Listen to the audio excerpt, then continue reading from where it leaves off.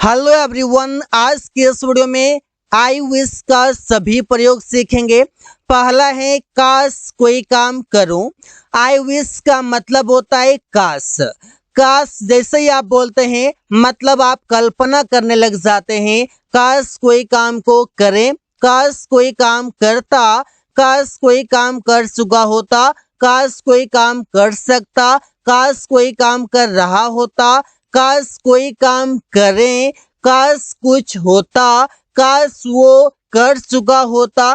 तो अलग अलग तरीके से इसका प्रयोग किया जाता है। तो इस वीडियो में complete use of I wish सीखेंगे। तो पहला शब्द है आई विश और इसका प्रयोग करते हैं प्रेजेंट इंडेफिनिट सेंटेंस के साथ। जैसे काश कोई काम करूं या करे। जैसे काश मैं अंग्रेजी बोलूं, आई विश आई स्पीक इंग्लिश। जब भी आप ये सेंटेंस बोलेंगे तो मतलब समझिए कि आप कल्पना कर रहे हैं। मतलब आप अंग्रेजी बोलना नहीं जानते हैं, आप सोचते हैं कि काश मैं अंग्रेजी बोलना जाने, अंग्रेजी बोलना सीखें, अंग्रेजी बोले। काश वो मेरे पास आए, I wish he comes to me. अब यहाँ पर एक डाउट है, काश लिखा हुआ है और काश के बाद वह लिखा हुआ है, तो आप समझेंगे कि ही विश कर दें क्या या फिर आई विश करे। यहाँ पर आई विश ही प्रयोग होगा। क्यों? क्योंकि आप ही कोई चीज बोल रहे हैं, क्योंकि आप ही बात बोल रहे हैं, आप ही बात एक्सप्रेस कर रहे हैं। काश हम लोग मैच जीत जाएं, I wish we win the match. ये सभी सेंटेंसेस प्रेजेंट इंडेफिनिट में है, जो यहाँ पर ये स्ट्रक्चर लिखा हुआ है। काश वे लोग एक अच्छा काम करे, I wish they do a good job. काश मैं आपसे मिलूं, I wish I meet you. जब आपका इच्छा होता है, जब आप कल्पना करते हैं तो आप इसमें बोलते हैं काश मैं आपसे मिलूं। ऐसे और भी शब्द हैं, जैसे काश कोई काम करता, किसी काम को करता। आई विश के बाद subject odd V1 plus subject. जैसे काश मैं आपसे बात करता, I wish I would talk to you. काश वो वहां जाता, I wish he would go there. काश मैं एक फोन खरीदता, I wish I would buy a phone या I would purchase a phone. काश वे लोग अंग्रेजी सीखते, I wish they would learn English. यहाँ पर इन सभी सेंटेंसेस में आप क्या किए, सेंटेंस के शुरू में आई विश का प्रयोग हुआ। इसके बाद फिर आप ये सेंटेंस वुड वाला लिख दिए, जो कि इस प्रकार से हुआ। अगला चीज क्या हुआ, उसका पहचान है कि कोई काम करता, जिसमें आपसे बात करता, बाजार जाता, अंग्रेजी सीखता, किताब खरीदता, बाइक खरीदता, कार खरीदता, ऐसे बोलते हैं। काश मैं कर चुका होता, कोई काम कर चुका होता, ये कोई काम कर चुका होता पास्ट में। जैसे I wish subject would have, इसके वो आपका थर्ड फॉर्म आएगा। इससे अगर स्पीक आना रहेगा तो आ जाएगा स्पोकन आ जाएगा, क्योंकि इसका V3 आ जाएगा। गो आना रहेगा तो आ जाएगा गोन आ जाएगा, क्योंकि V3 आ जाएगा। इसके बाद ऑब्जेक्ट जो कोई नाउन या प्रोनाउन आएगा। काश मैं तुमसे पहले मिल चुका होता, I wish I would have met you earlier. Earlier का मतलब हो गया पहले, चाहे तो आप यहाँ पर बिफोर भी प्रयोग कर सकते हैं। काश हम लोग एक कार खरीद चुके होते, I wish we would have buy a car. यहाँ पर बाय नहीं हो जाएगा, बल्कि यहाँ पर हो जाएगा परचेज्ड।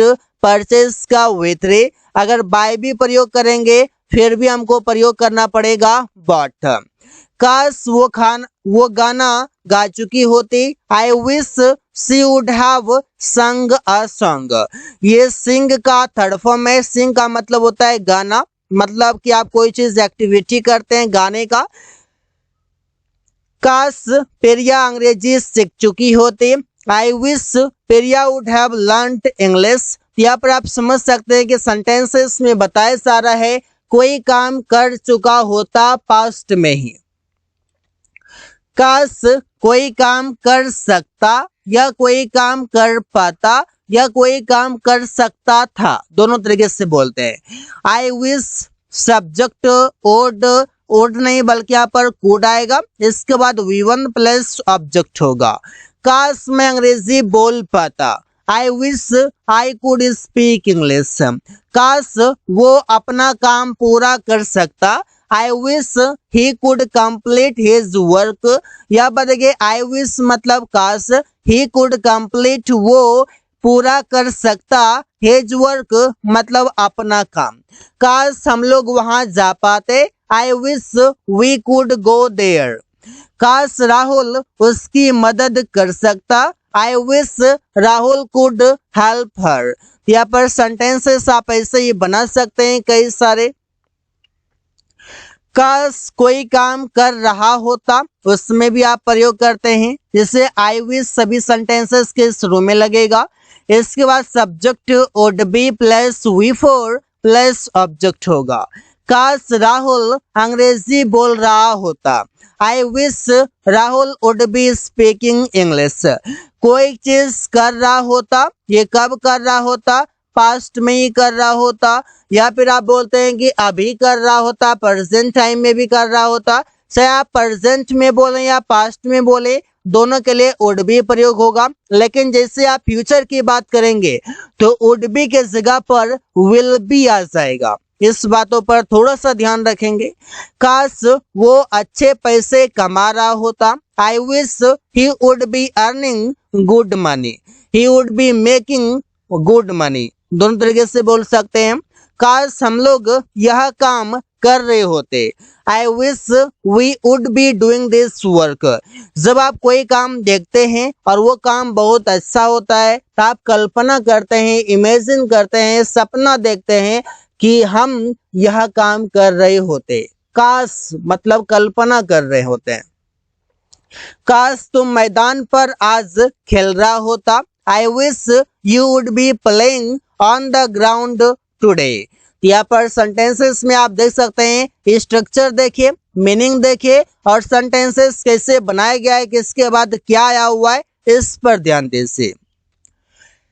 काश होऊं या होए, जिससे हम बोलते हैं I wish subject as M R plus other word. काश वो घर पर होए, इस सेंटेंस में आप बता रहे होते हैं state of being, state of being आप बता रहे होते हैं। काश वो घर पर होए, I wish he is at house. काश राहुल बाजार में होए, I wish Rahul is in market. काश मेरा दोस्त कॉलेज में होए, I wish my friends are in college.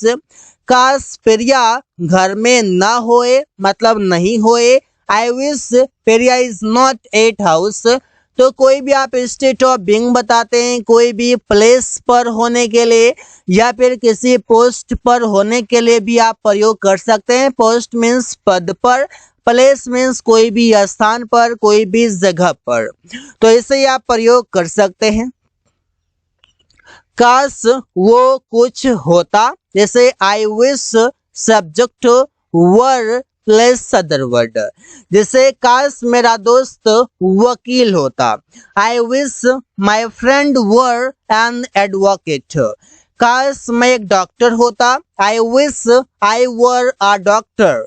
काश तुम मेरा भाई होता, तो ऐसे बोलते हैं I wish you were my brother. काश मैं एक पक्षी होता, I wish I were a bird, I were a bird मतलब मैं एक पक्षी होता। कोई भी चीज होता, कोई भी चीज होता, कोई भी पक्षी होता, कोई भी पशु होता, कोई भी बड़े इंसान होता, बड़े लोग होता, वो आप सपना देख रहे होते हैं, इमेजिन कर रहे होते हैं। काश हो चुका होता, जैसे I wish subject would have been plus V3 plus other word. जैसे काश राहुल मुझसे प्रेरित हो चुका होता, I wish Rahul would have been inspired by me. मुझसे मतलब मेरे द्वारा, तो कोई काम किसी के द्वारा किया जाता है तो वो पैसिव में हो जाता है, तो वुड हैव बीन इंस्पायर्ड। काश मैं संतुष्ट हो चुका होता, I wish I would have been satisfied, I would have been satisfied मैं संतुष्ट हो चुका होता। काश वो आश्चर्यचकित हो चुका होता। I wish he could have He would have been shocked. He would have been shocked. वो आश्चर्यचकित हो चुका होता।